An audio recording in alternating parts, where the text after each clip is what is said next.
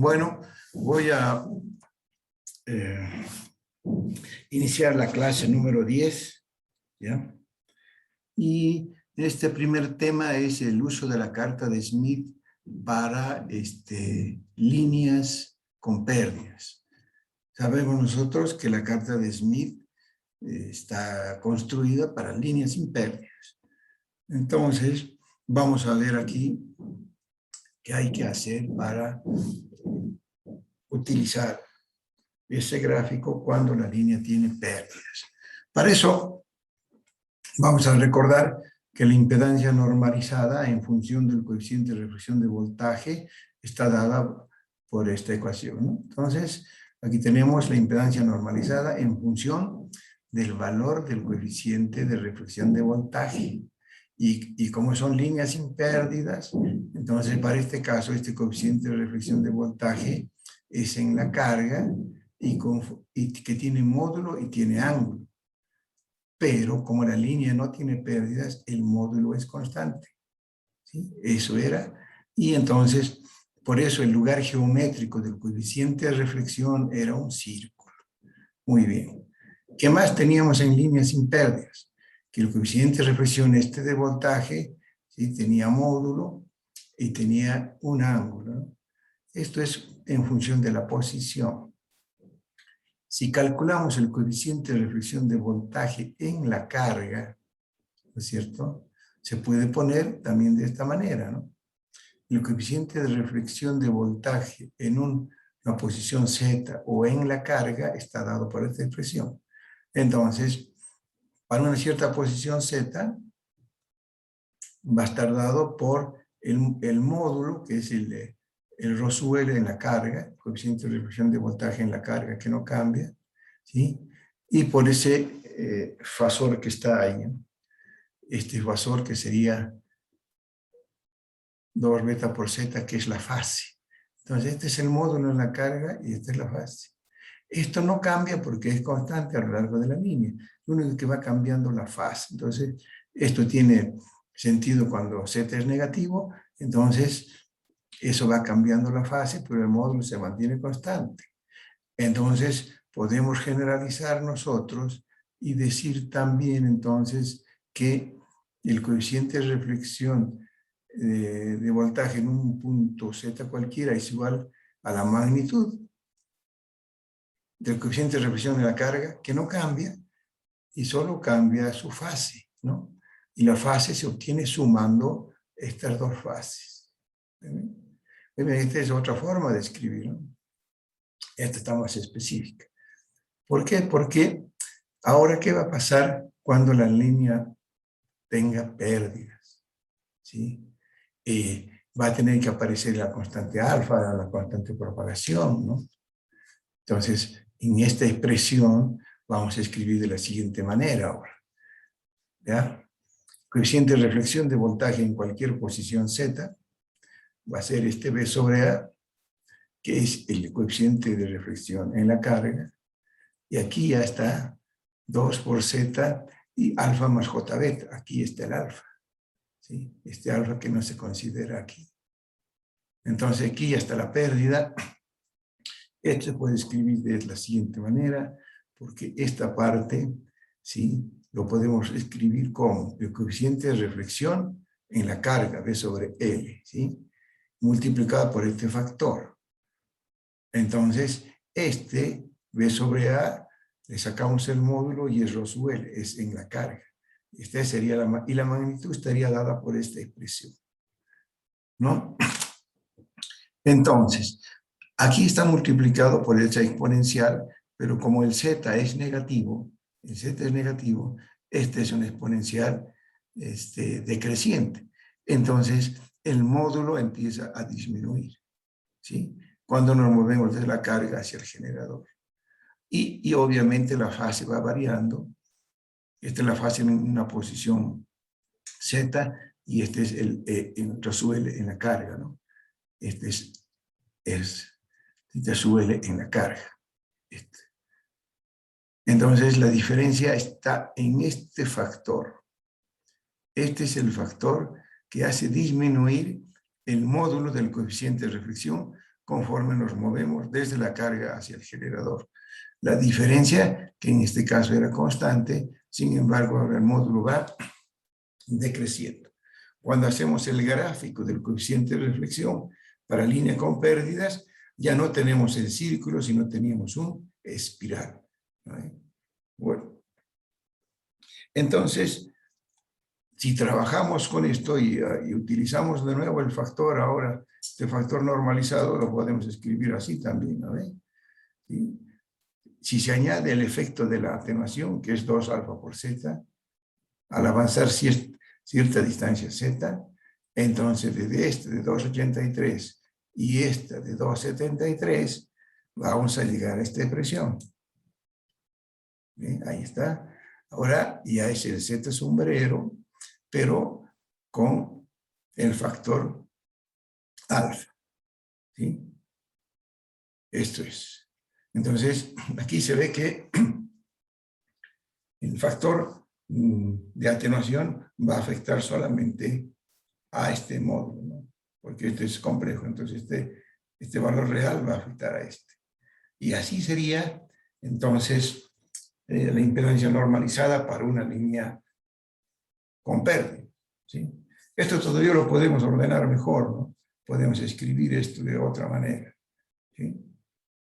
Eso vamos a hacer aquí a continuación, esta misma ecuación, ahí está repetida, y lo vamos a ordenar, ahí está mejor, ¿eh? Entonces ya se puede ver entre estas llaves el efecto de la pérdida. Está multiplicando a este valor, que es el de la carga, ¿sí? Y entonces ese es el de z sombrero. Y el coeficiente de reflexión también teníamos nosotros definido, ahí estaba definido por la 2,83. Entonces, este es el único factor que hay que considerar para utilizar el coeficiente de reflexión cuando la línea tenga pérdidas, ¿sí? Y entonces, como también para el valor normalizado, solamente este es el factor de la diferencia. Eso quiere decir, entonces, que se puede utilizar el diagrama de Smith diseñado para líneas sin pérdidas, ¿sí? Utilizarlo para línea con pérdidas. Entonces hay que trabajar como si la línea no tuviera pérdidas y después hacer el ajuste correspondiente. El ajuste correspondiente son estos valores. Esto para calcular, digamos, el z sombrero y este para calcular el coeficiente de reflexión. Pero eso no afecta al gráfico en sí, porque la impedancia normalizada del diagrama de Smith, que es los círculos, estos no se afectan. Los círculos son los mismos de la resistencia y este es el gráfico de con esto hemos sacado el gráfico de las reactancias. En conclusión, se puede trabajar con la misma carta de Smith, diseñada para líneas sin pérdidas, haciendo los ajustes necesarios que son estos y son estos si es necesario, ¿ya? Entonces, esto lo pueden practicar ustedes con el simulador, ¿no? Para comprobar y validar esto. El simulador es para líneas sin pérdidas, ¿no? También el simulador se lo puede utilizar porque tiene el mismo diagrama de Smith. Muy bien. Este es entonces un punto interesante, ¿sí? Después vamos a volver sobre el diagrama de Smith todavía, ¿ya? Nos falta un tema más sobre la parte del diagrama de Smith, ¿ya? Ahora vamos a analizar otro tema, ¿ya? El tema de los acoplamientos. Ese es un tema pendiente que tenemos. ¿Ya? Ahí estaría, ¿eh? Acoplamiento de impedancias. ¿Ya? Teníamos nosotros para líneas desacopladas, que quiere decir que ZL es diferente de Z0. Entonces teníamos esta fórmula utilizando las tangentes hiperbólicas y aquí estaba la constante de propagación donde estaría el alfa y el beta. también para líneas con pérdidas teníamos esta relación, que esta es la 293, ¿no? Aquí es igual a 293. Y aquí está también, estas son fórmulas, obviamente para líneas con pérdidas. Esto significa entonces que nosotros podemos analizar lo siguiente, ¿eh? Si ZL es diferente de Z0, línea desacoplada, ¿sí? Fíjense que aquí estamos poniendo Z igual a 0 para utilizar las fórmulas y queremos ver qué pasa con esta impedancia.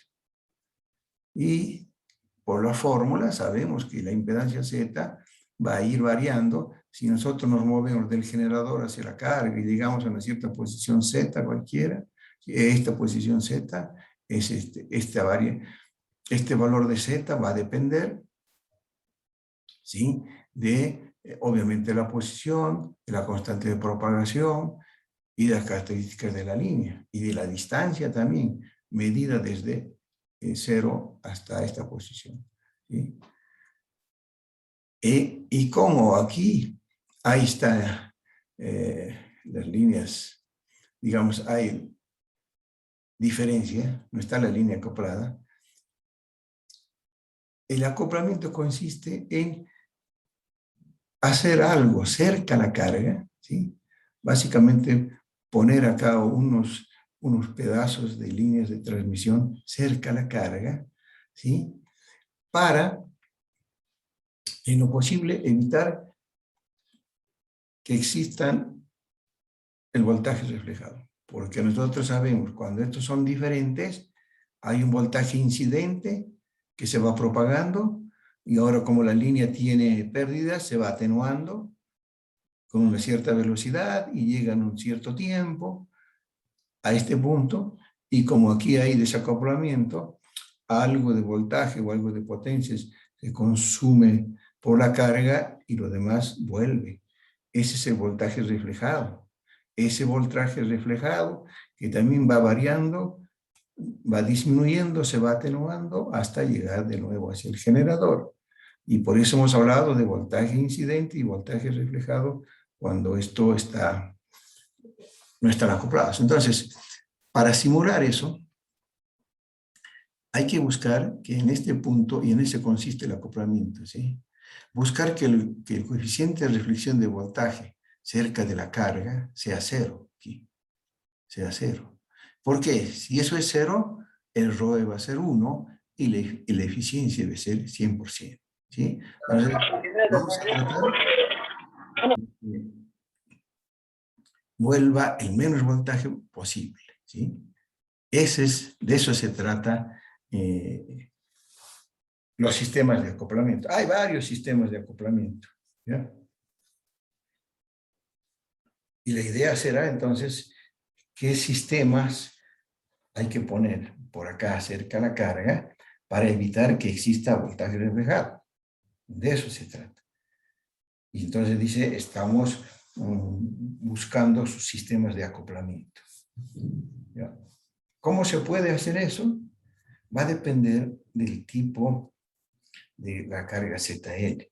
Ustedes saben que para nosotros en la práctica el Z0 siempre es real, pero este ZL puede ser mayor, menor o igual que ZL en valor real, pero también puede ser complejo.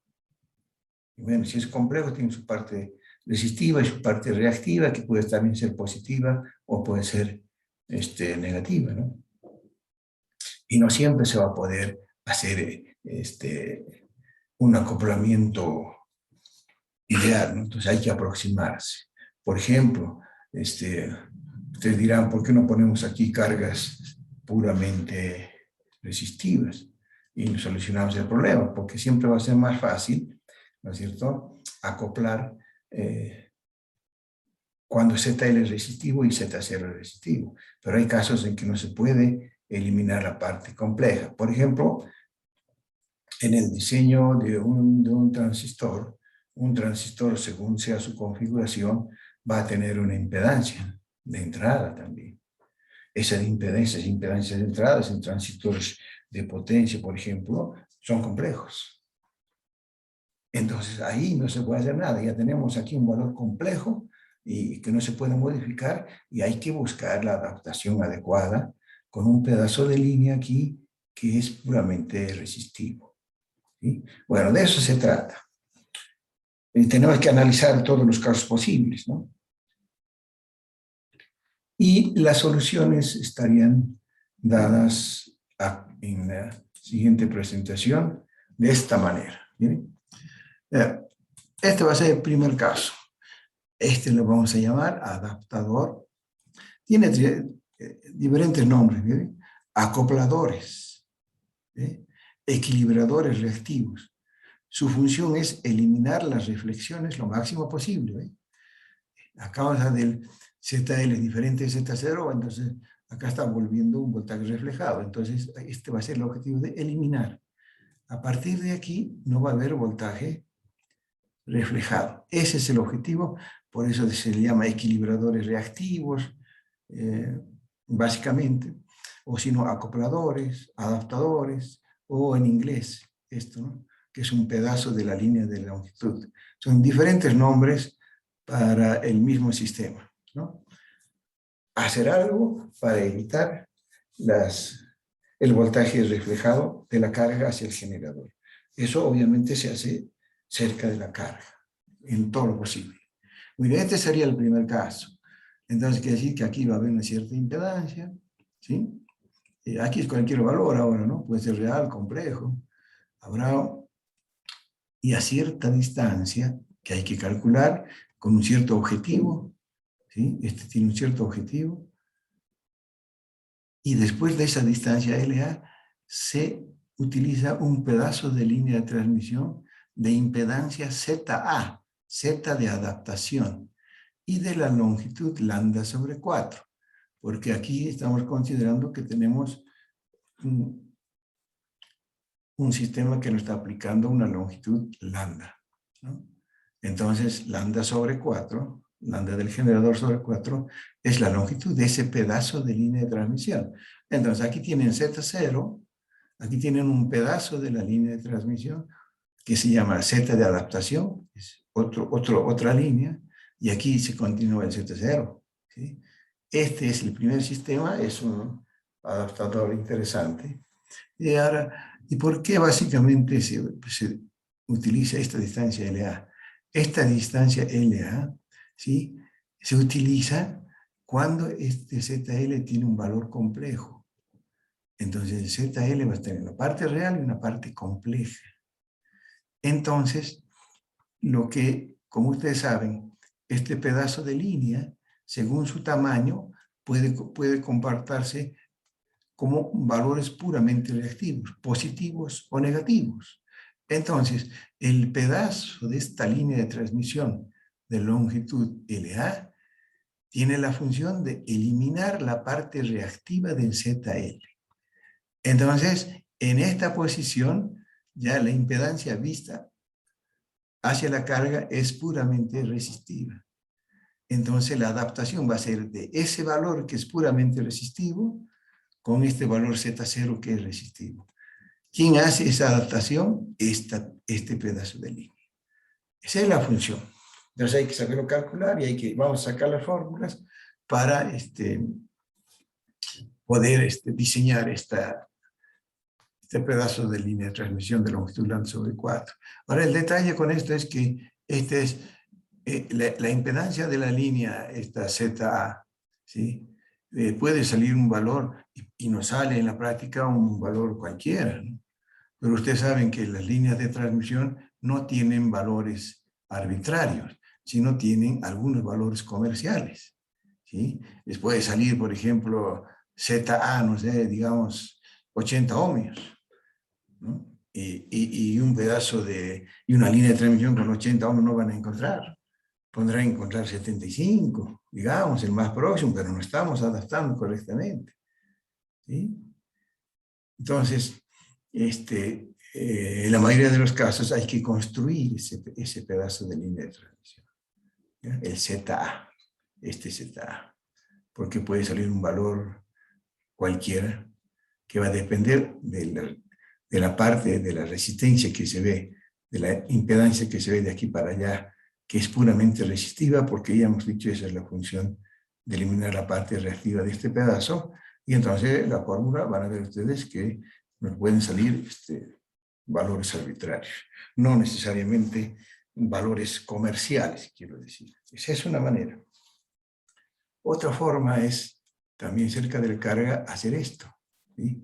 Es el mismo objetivo. Aquí, si la parte reactiva de esta impedancia, ¿sí?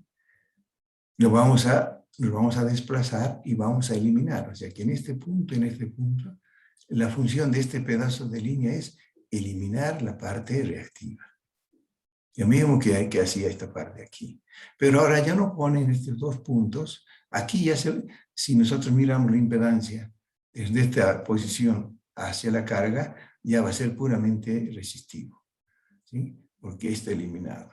Bien, pero ya no se pone ahora el lambda sobre 4, sino se pone otro valor. Miren, aquí está. Entonces, ahora,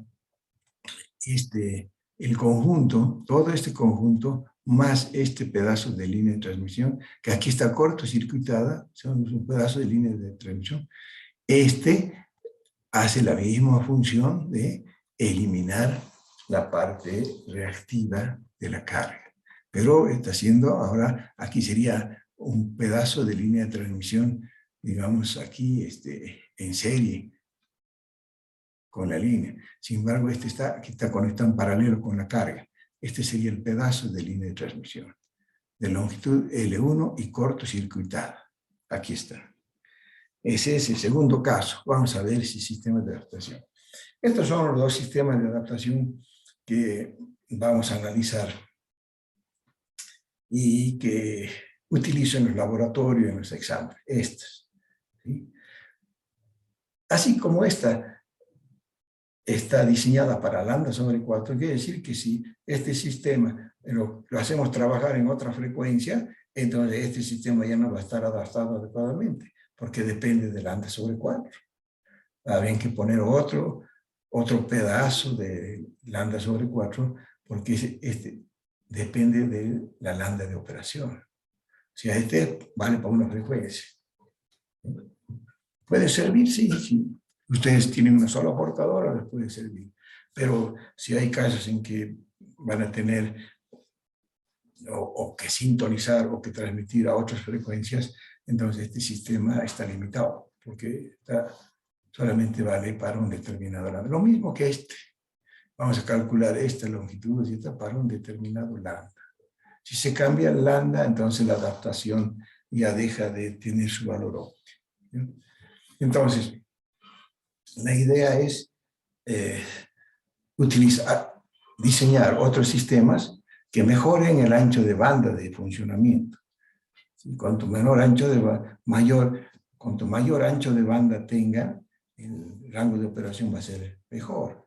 Entonces, por ejemplo, este tercer caso, entonces aquí ya se tiene que se repite el caso B, pero aquí de nuevo hay otras distancias. Miren, aquí hay un L1, ahora aquí hay una distancia L2. Entonces ya se ponen estos dos acopladores, o como dice aquí, acopladores o equilibradores reactivos, ¿sí? Cuya función, ¿cuál es? Aumentar el rango de funcionamiento de la calibración. Entonces, aquí ya el generador puede tener un determinado rango de funcionamiento. Y esto para que funcione. Por favor, alguien tiene su micrófono abierto. Por favor, alguien tiene su... A ver qué está. Esteban Manchego.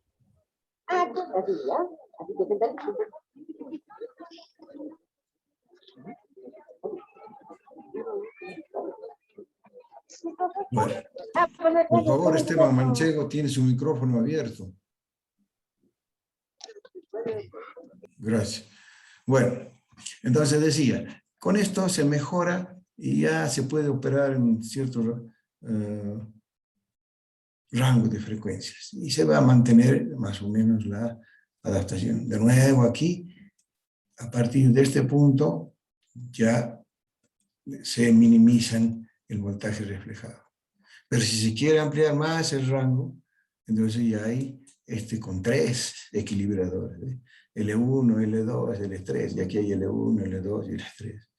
Entonces, todo esto es el objetivo siempre de ampliar el rango de funcionamiento en el estado de acoplamiento. ¿Ya? Incluso hay más, hay de 5, hay varios. ¿Ya? Pero nosotros lo que vamos a analizar van a ser estos 2 tipos. ¿Ya? Estos 2 tipos. Pero entiendan que puede haber de varios tipos. Ahora, fíjense que en todos estos sistemas, los pedazos de línea de transmisión, porque este es un pedazo de línea de transmisión, en este caso esta tiene longitud L1, aquí habrá una con L1, L2, en fin, ¿sí? Están siempre acá en cortocircuito. ¿Sí? Pero si ustedes se acuerdan la teoría, resulta que un pedazo de línea de transmisión en cortocircuito puede tener un valor reactivo, positivo o negativo, de acuerdo a su longitud. Pero un pedazo de línea de transmisión de circuito abierto también. Un pedazo de línea de transmisión de circuito abierto se puede comportar como reactivo, positivo o negativo. O sea que teóricamente se puede buscar este L1 aquí con circuito abierto. Entonces aquí está la línea en circuito abierto. Lo mismo se puede hacer con esto. En la práctica no van a encontrar con circuito abierto. Teóricamente podemos hacer un problema, si ustedes quieren. Podemos calcular porque teóricamente se justifica. Lo que pasa es que en la práctica, este pedazo de línea de transmisión, dependiendo de la función de la lambda, ¿sí? Puede trabajar como antena. O sea que cuando está en circuito abierto, ¿sí? Entonces aquí aparece los voltajes y las corrientes y esto empieza a irradiar y trabajaría como antena. Entonces, para evitar ese efecto, estos acopladores siempre están acá en cortocircuito. O sea, ese es un detalle práctico. ¿Ya? Muy bien. Ahora, vamos a volver a este adaptador, la lambda sobre 4. ¿Ya? Ese es el que nos va a interesar. Muy bien. Veremos, retornamos, ahí estaban nuestras fórmulas para la sección lambda sobre 4. Teníamos esas impedancias y también teníamos esto. Sí, aquí ya saben que hay la aproximación por la tangente hiperbólica se convertía en tangente trigonométrica por el tamaño de la línea y porque el alfa era igual a 0. No se consideraba las pérdidas, ¿no? Entonces la fórmula se convertía en esto. ¿Esta fórmula vale? Sí. Pero también nosotros teníamos esta definición de impedancia. Miren, esta es impedancia de entrada, ¿sí? Para una determinada carga ZL y la línea de Z0. Y aquí está tangente de beta L. Aquí tampoco está considerándose el valor de alfa, ¿sí? Entonces, podemos nosotros ahora hacer lo siguiente. ¿Qué pasa si la línea tiene, el pedazo de la línea de transmisión tiene una longitud lambda sobre 4? A propósito, hacemos nosotros, ¿sí? Entonces, si la línea es lambda sobre 4, entonces ¿cuánto va a tener que reemplazarse aquí? Este Z tiene el valor lambda sobre 4. Y este beta, ustedes saben que es 2pi sobre lambda. Entonces, este es 2pi sobre lambda y este es lambda sobre 4. Y si esos dos valores están aquí, ¿ve? Aquí está. Beta es 2pi sobre lambda. Y la línea tiene longitud lambda sobre 4. Los dos son valores negativos porque el Z igual a 0 está en la carga, ¿no? Acá está. Muy bien. Entonces, resulta que el argumento de esta tangente es 90 grados. ¿Sí? Para una línea de longitud lambda sobre 4, la tangente de menos beta por z es pi sobre 2. ¿Sí? Y entonces, pero este valor de la tangente tiende a infinito cuando el argumento es pi sobre 2. Entonces, este valor sería infinito, este sobre infinito, y aquí nos quedaría infinito sobre infinito, ¿no? Entonces, se puede eliminar esa indeterminación para obtener una fórmula que nos permita calcular la impedancia de entrada de una longitud lambda sobre 4. Obviamente, esta es la ecuación que más nos interesa, ¿no? Aquí reemplazamos el lambda sobre 4, la indeterminación que está acá lo solucionamos y vamos a obtener la fórmula para calcular la impedancia de entrada de una línea de transmisión de longitud lambda sobre 4. Eso lo hacemos aquí. Vamos a repetir la ecuación 294. Ahí está, ¿ve? Se repite la ecuación 294, entonces ahora esta era nuestra referencia. Estamos viendo cuando esta L es igual a lambda sobre 4. ¿Ya? De tal manera que si nosotros, para eliminar esta indeterminación, podemos dividir este numerador y denominador por tangente de menos beta z, y eso va a quedar así, ¿no? Ahí está, ¿eh? Para eliminar la indeterminación, nos va a quedar este factor, este va a ser 0, este tiene valor infinito, ¿sí? En conclusión, se eliminan estos factores y la impedancia de entrada de una línea de longitud lambda sobre 4, ¿sí? Es igual a z0 al cuadrado sobre zl. Eso sería todo. Nos quedaría este zl, este z0 y este multiplicado acá. Entonces nos queda z0 al cuadrado sobre zl. Esa fórmula tiene una estrella porque tiene sus particularidades, ¿no? La primera particularidad sería que una línea de longitud lambda sobre 4 se comporta como un inversor de impedancias. Eso es lo que dice aquí. ¿De dónde sale esto? Miren aquí, ¿sí? Esta es la impedancia de entrada de la línea lambda sobre 4. ¿Sí? Se relaciona con z0 al cuadrado y zl, pero acá está la inversa de zl. ¿Sí? Entonces quiere decir que si aquí nosotros hacemos zl igual a 0, este valor servirá infinito. Y entonces habríamos obtenido una línea de valor infinito, una carga con zl igual a infinito. ¿Sí? Bueno, eso es teórico porque en la práctica la línea siempre va a tener un poquito de atenuación, entonces esta aproximación es teórica. En la práctica se utiliza otra fórmula, que también me da una impedancia alta, ¿sí? Un valor grande. Eso quiero decir. ¿Está bien? Bueno, entonces, nosotros podemos sacar las siguientes conclusiones. ¿Sí?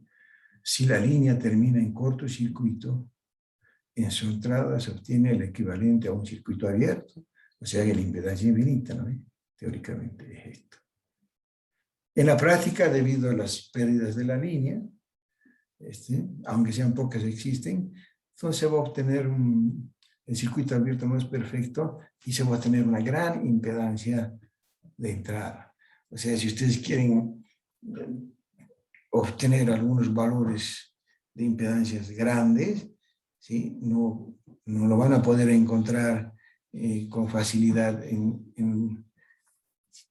como resistencias, sino como pedazo de línea lambda sobre 4, si quieren simular un valor, si quieren obtener un valor grande. ¿Ya? En la práctica, la impedancia de entrada esta no es exactamente infinita. ¿Ya? Ese valor es aproximadamente Z0 por alfa dividido alfa por L. ¿Eh? Alfa es la atenuación acumulada en el tramo lambda sobre 4. O sea, de todas formas, este de todas formas es un valor grande también, ¿no? Pero no es infinito. Bueno, esta es la formulita que se puede utilizar ya en la práctica. Este sería estrictamente teórico. ¿Ya? Esta aproximación la vamos a justificar. ¿Ya? ¿No? ¿De dónde sale esto? Bueno, ahí está, estas relaciones ya las hemos utilizado nosotros anteriormente. La relación entre la tangente hiperbólica, bueno, cuando la línea tiene pérdidas, se puede expresar también de esta manera, ¿mira? Pero aquí está tangentes trigonométricas. También hemos utilizado cuando la línea es pequeña, como esto es un pedazo grande sobre 4, la tangente hiperbólica es directamente igual al argumento. Entonces, con esa situación, esta tangente hiperbólica de este argumento es el argumento, esto se va a convertir en un alfa por L, y esto también. También se puede mejorar esto, ¿sí? Tangente cuando es beta por L va a ser 90 grados por la línea, va a tender a infinito. Entonces, miren cómo podemos escribir aproximando la tangente hiperbólica de la constante de propagación por la longitud. Directamente nos sale el valor 1 sobre alfa L. Este es el valor que ya nos interesa y le vamos a llamar asterisco. Ahora, este resultado de asterisco y la ecuación 292, que lo voy a repetir a continuación, nos va a permitir obtener la fórmula en la práctica impedancia de entrada de una línea lambda sobre 4. Entonces, se repite esto. Ahí están, se repiten las ecuaciones, estas. Y ahora sí, ya podemos encontrar hacemos el reemplazo correspondiente de la función de este asterisco, ¿sí? En esta ZL. Y obviamente ya podemos escribir que la impedancia de entrada de una línea lambda sobre 4 se escribe de esta manera, o directamente Z0 alfa por L, ¿no?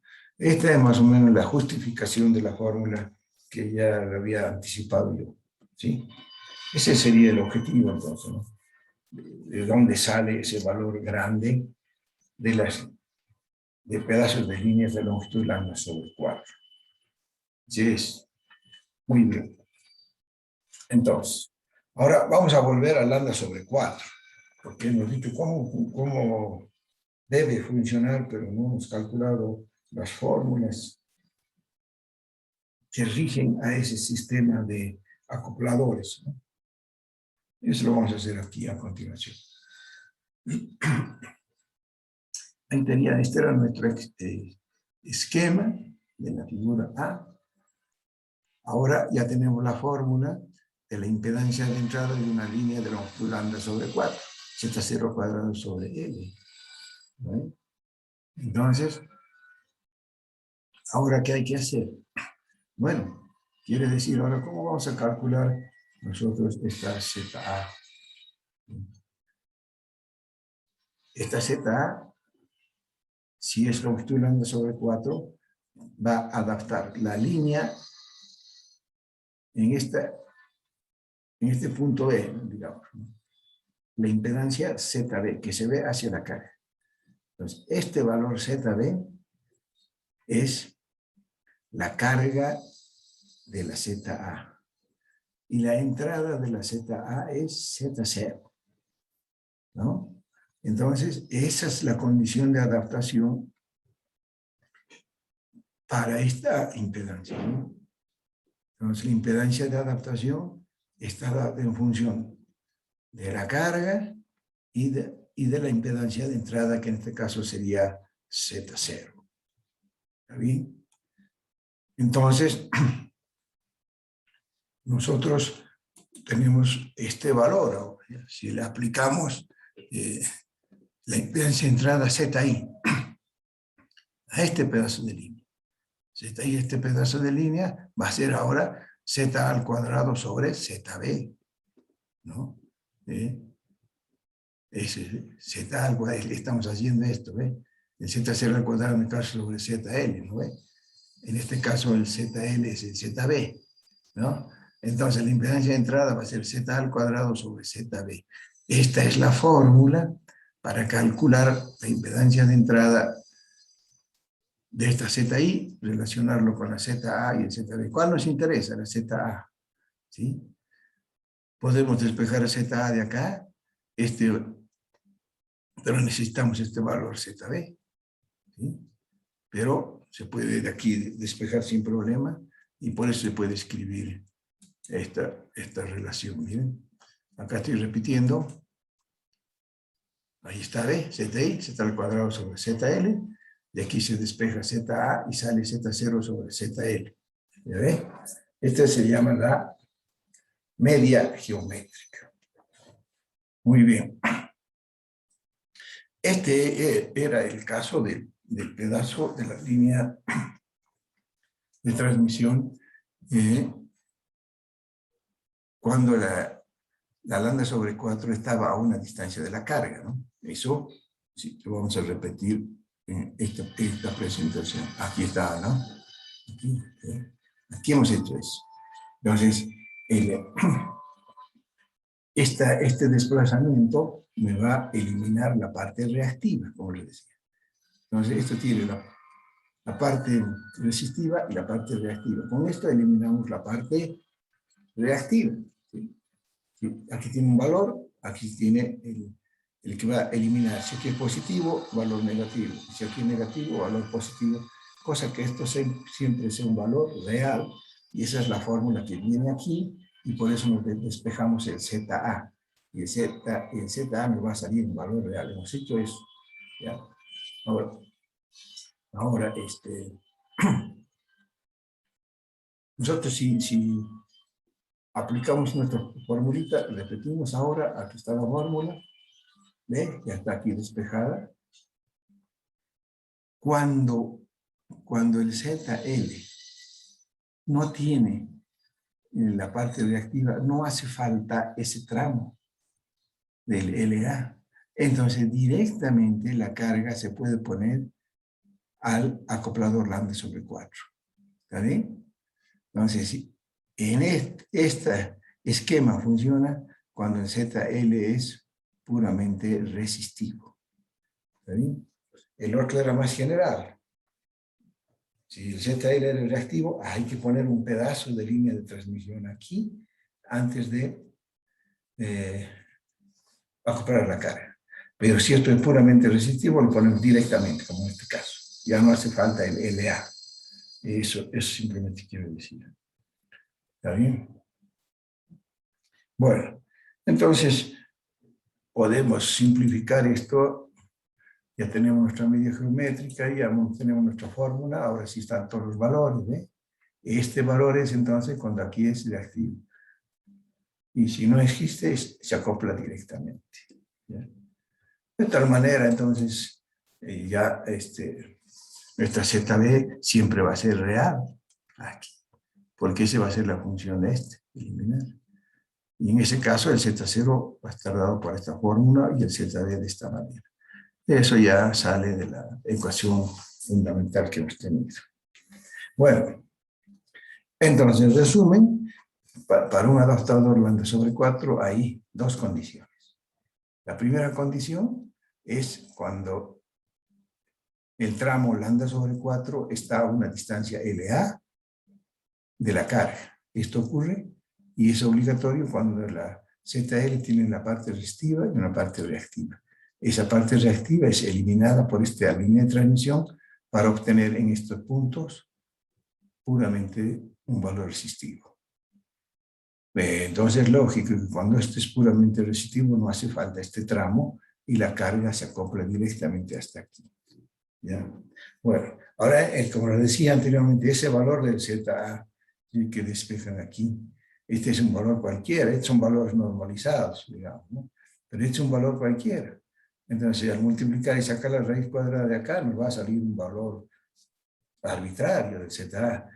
Y normalmente no van a encontrar esa línea de impedancia ZA de longitud de lambda sobre 4 para poder hacer este esquema. Entonces hay que construir esto, ¿sí? Hay fórmulas que permiten calcular las impedancias de entrada de longitudes cualquiera, para nosotros nos interesaría de lambda sobre 4, digamos cuando este es un conductor y este es un conductor, y aquí está el aire, ¿no?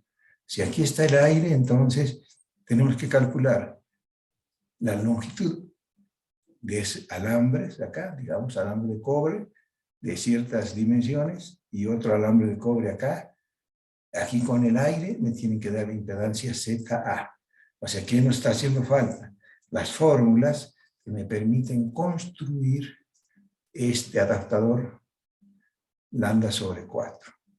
Obviamente, esa construcción va a depender del dieléctrico que utilicemos aquí y de las dimensiones y del material conductor que está acá, ¿ya? Esa es la diferencia que hago con el texto. El texto se queda aquí y no hace un diseño más práctico, ¿ya? Entonces, yo en los laboratorios les pido un diseño más real, o sea, que construyan el adaptador lambda sobre 4. Eso implica calcular la fórmula de aquí de ZA, es esta, y además diseñarlo en la práctica.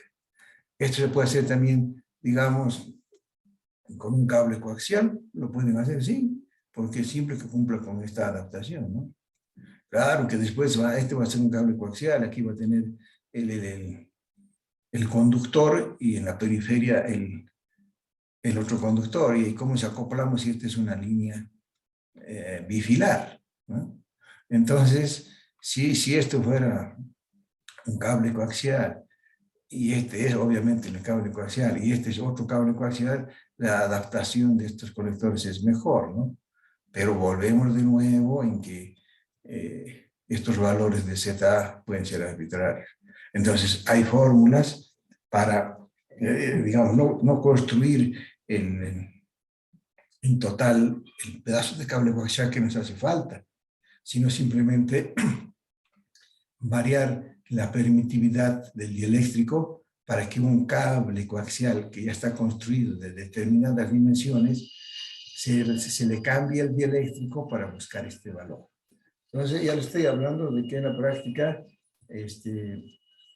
hay formas para diseñar estos adaptadores lambda sobre 4. Y así yo pido en los laboratorios o en los exámenes. No me conformo simplemente con esta forma, sino una implementación real, ¿ya? Por ejemplo, miren, aquí le voy a mostrar una implementación real. Miren, aquí estaría el cable coaxial que les digo, ¿no? Conductor interno, Z0, aquí está la carga ZL, ¿sí? Y aquí ponemos el lambda sobre 4 a cierta distancia. Pero fíjense que aquí está utilizando el mismo cable, ¿sí? Pero simplemente le está cambiando el dieléctrico. ¿Para qué? Para que cumpla con el ZA. Esto es posible. Entonces, claro, aquí es más sencillo acoplar, ¿no? Acoplar la línea con el lambda sobre 4 y aquí con de nuevo la línea y su carga, ¿sí? Pero hay que utilizar el dieléctrico adecuado y llenarlo en esta parte, ¿no? Por ejemplo, en el caso de la línea bifilar, esta es una fórmula, miren, ¿sí? De Z0 de cable de dos conductores, un conductor y otro conductor, ¿sí? Que tiene ciertas dimensiones, cierta separación y cierto diámetro. La separación entre conductores, el diámetro del conductor, ¿sí? Y con este factor 2,76. Entonces, si se da, digamos, el diámetro del conductor, simplemente hay que buscar el valor de D sobre ese diámetro multiplicado por este número, me dé la impedancia de adaptación que estamos buscando. Este es el caso para una línea bifilar. También hay fórmulas para cables coaxiales y otros tipos de líneas, ¿ya? Muy bien. Bueno, eso es todo por hoy. Mañana vamos a ver un poco más de los diagramas de Smith y con eso ya hemos concluido prácticamente todo líneas de transmisión. Nos va a faltar una última parte y ya estamos por finalizar este temario para ya después entrar a guías de onda, ¿no? Ya nos faltaría, sí, la clase 11. Sí, el próximo miércoles finalizamos línea de transmisión. O sea, mañana la clase 11 y la clase 12 finaliza. La clase 12 es interesante porque hacemos el análisis de la línea de transmisión en una estación base, y en una estación base de Entel, ¿sí? Entonces, ya son, digamos, conexiones reales, ¿no? Y ahí analizamos la línea de transmisión en una estación base del sistema celular de Intel. Eso lo hacemos en la clase 12. Entonces, mañana llevamos la clase 11 y el próximo miércoles la 12 y finalizamos línea de transmisión. Muy bien. ¿Hay alguna pregunta sobre esto? No hay nada. Bueno, entonces mañana continuaremos con la clase número 11.